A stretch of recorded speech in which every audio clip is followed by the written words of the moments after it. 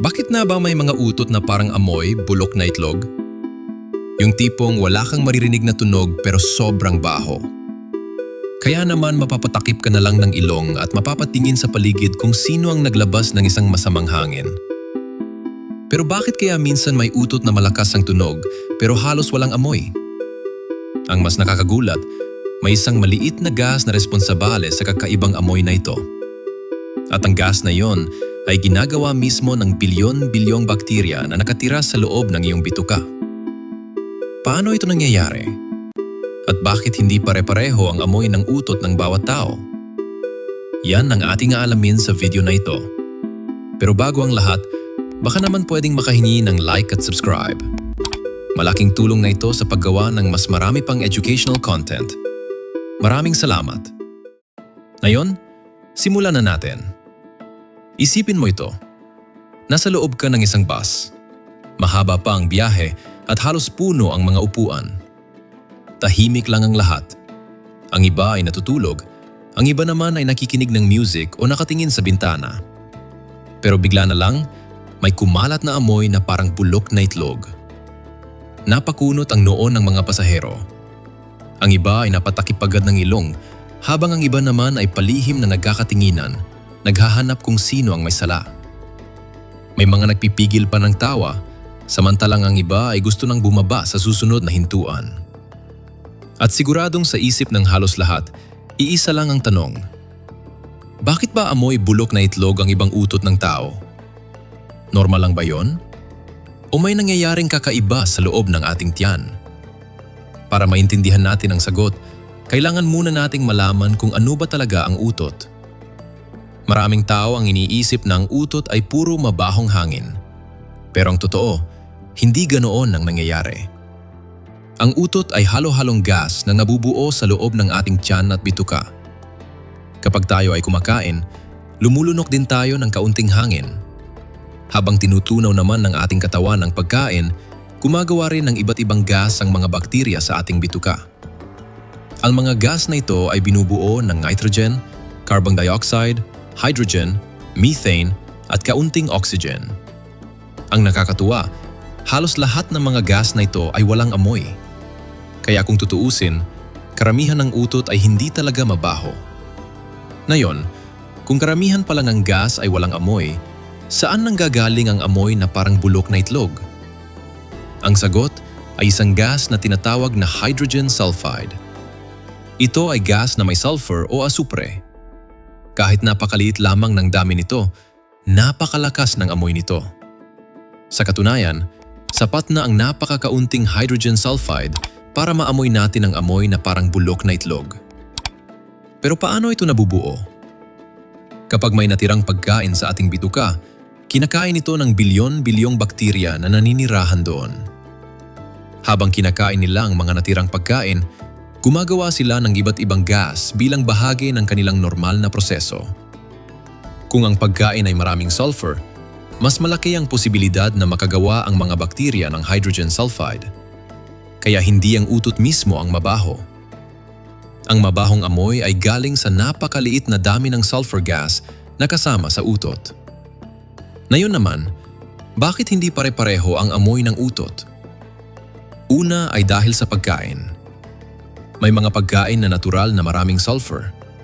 Kabilang dito ang itlog, karne, bawang, sibuyas, broccoli, cauliflower, repolyo at beans. Kapag mas marami kang nakain ng mga pagkain nito, mas maraming sulfur ang mapupunta sa iyong bituka. Dahil dito, mas maraming hydrogen sulfide ang maaring gawin ng bakterya. Pero hindi ibig sabihin na kapag kumain ka ng itlog, ay siguradong mabaho na agad ang iyong utot. Magkakaiba kasi ang dami at uri ng bakterya sa bituka ng bawat tao. Kaya maaring pareho kayong kumain ng parehong pagkain, pero magkaiba pa rin ang magiging amoy ng inyong utot. Mayroon ding mga taong mas mabilis matunaw ang pagkain, habang ang iba naman ay mas matagal. Kapag mas matagal nananatili ang pagkain sa bituka, mas maraming oras ang bakterya para gumawa ng mabahong gas. Kaya ang amoy ng utot ay nakadepende hindi lang sa kinakain, kundi pati na rin sa kung paano ito pinoproseso ng iyong katawan. Ngayon naman, pag-usapan natin ang ilang mga paniniwalang naririnig natin tungkol sa utot. Una, totoo bang mas tahimik ang utot, mas mabaho? Ang sagot ay hindi. Ang lakas ng tunog ng utot ay nakadepende sa bilis ng paglabas ng hangin at sa pagkakabukas ng kalamnan sa puwit. Samantala, ang amoy naman ay nakadepende sa dami ng sulfur gases na kasama sa utot. Ibig sabihin, walang direktang koneksyon ang lakas ng tunog at ang baho ng utot. Maaring sobrang lakas ng tunot pero halos walang amoy. At maaari ring halos walang tunog pero napakabaho. Ikalawa, masama bang pigilan ang utot? Paminsan-minsan ay hindi naman ito delikado. Pero kung palagi mo itong pinipigilan, maaring makaranas ka ng kabag, pananakit ng tiyan, at pakiramdam na parang bloated o punong-puno ang tiyan. Sa madaling salita, normal lang ang pag-utot dahil isa itong paraan ng katawan para ilabas ang sobrang gas. At ikatlo, itlog lang ba ang dahilan kung bakit mabaho ang utot? Ang sagot ay hindi. Pagamat maraming sulfur ang itlog, marami ring ibang pagkain ng may sulfur gaya ng karne, bawang, sibuyas, broccoli, repolyo, cauliflower at iba pang gulay. Kaya hindi patas na sisihin lang ang itlog. Na yan naman ay ilang nakakatuwang facts tungkol sa utot. Alam mo ba na ang isang normal na tao ay maaaring umutot ng humigit kumulang 10 hanggang 20 beses sa isang araw? Madalas ay hindi natin napapansin ang iba dahil kaunti lamang ang gas na lumalabas. Isa pa, ang utot ay maaring lumabas sa bilis na umaabot ng mahigit 10 kilometro bawat oras, depende sa pressure ng gas sa loob ng bituka. At bakit naman minsan parang mainit ang pakiramdam kapag umutot? Hindi ito dahil mainit ang gas. Ang dahilan ay dahil ang utot ay galing mismo sa loob ng ating katawan na may temperature na halos 37 degrees Celsius. Dahil mas mainit ito kaysa sa hangin sa paligid, pakiramdam natin ay mainit ang paglabas nito. Kaya kung babalikan natin ang tanong sa simula, bakit nga ba may mga utot na parang amoy bulok na itlog? Ang sagot ay dahil sa napakaliit na dami ng hydrogen sulfide at iba pang sulfur gases na ginagawa ng mga bakterya sa ating bituka habang tinutunaw nila ang mga pagkaing may sulfur.